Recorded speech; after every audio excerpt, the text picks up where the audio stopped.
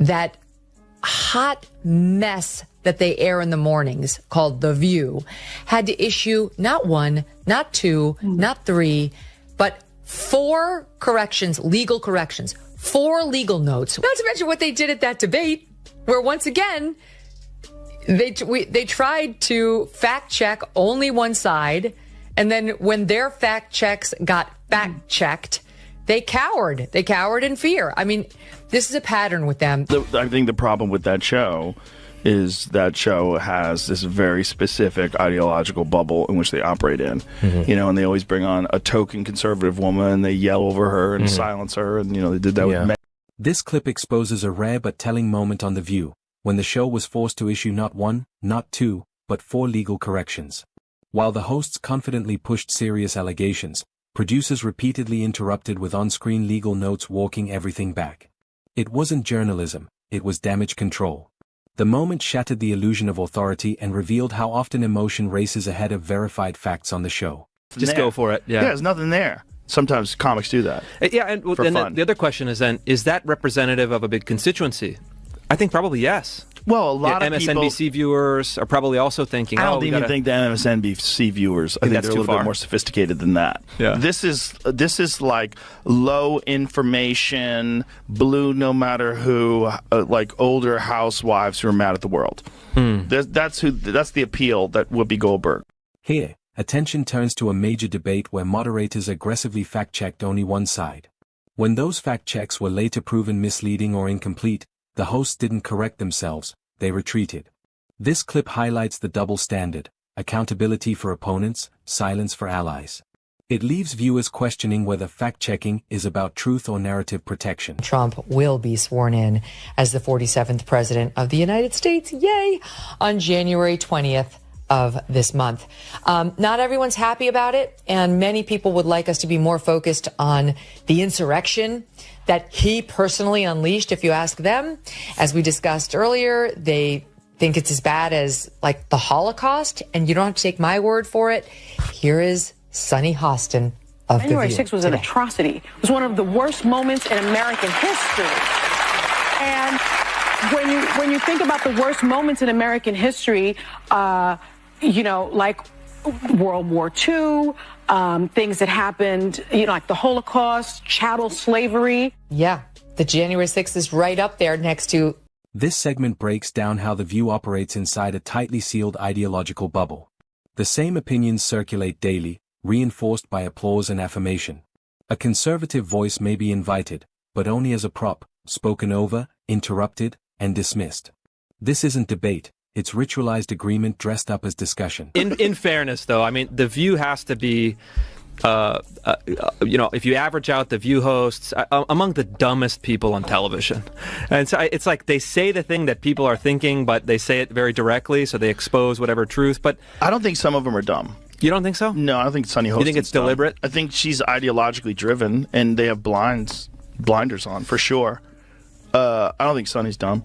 But Whoopi is certainly not the brightest person, and what she just said just doesn't make any sense. It's just like so silly to say. It's not a well thought out. It's like if you had an idea for a premise and it was totally baked and half baked, and you went on stage with it and just couldn't. One of the most controversial moments comes when January 6th is compared to the Holocaust. This clip calmly explains why such comparisons cross a line, diluting historical tragedies and replacing nuance with emotional shock value. The reaction isn't outrage, it's disbelief.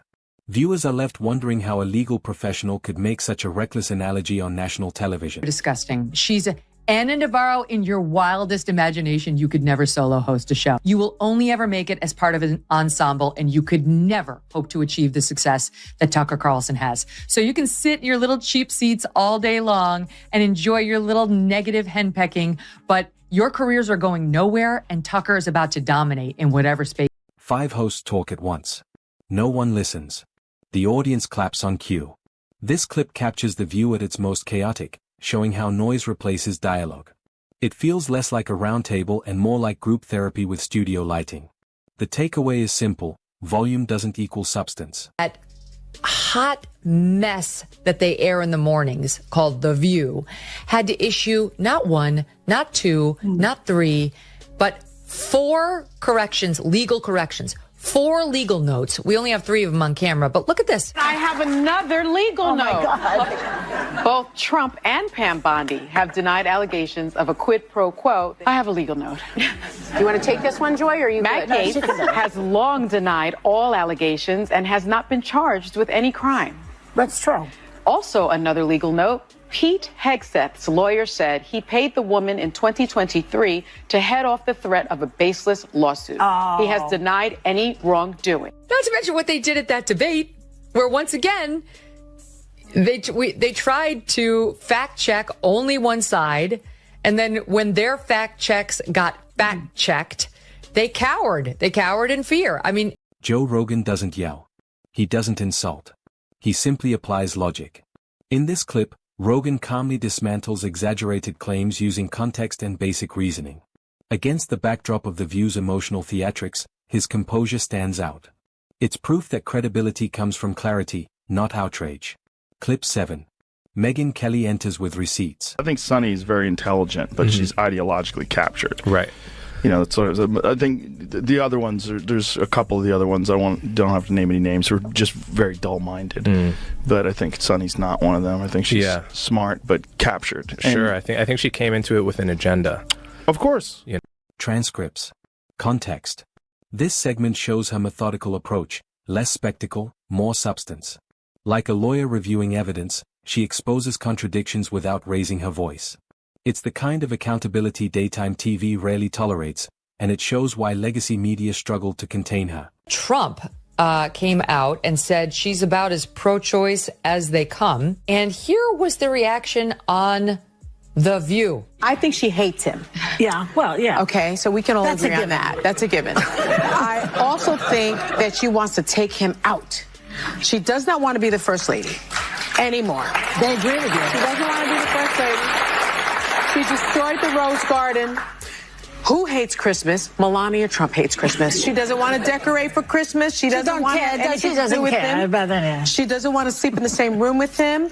She can't tolerate him. Would you look? This is a network that still runs out fact checks to these women, like it's concerned about them staying factual. She hates Trump.